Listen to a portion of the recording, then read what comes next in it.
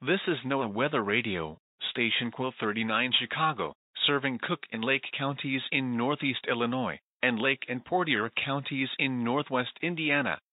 The current time is 4:31 p.m. Central Daylight Time. Here is the forecast for the Chicago metropolitan area. This afternoon and tonight, severe thunderstorms are likely. Tuesday, partly cloudy.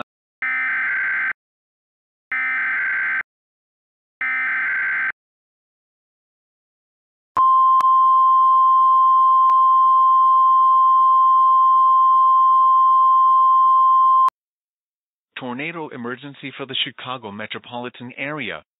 The National Weather Service in Chicago has issued a tornado warning for Cook County in northeast Illinois until 5:15 p.m. Central Daylight Time. At 4:36 p.m., National Weather Service meteorologists and storm spotters were tracking a large and extremely dangerous tornado 1 mile south of Hyde Park, moving north at 45 miles per hour. Hazard: deadly tornado. Source: storm spotters and meteorologists. Impact: flying debris will be deadly to those caught without shelter. Mobile homes will be destroyed. Seek shelter now.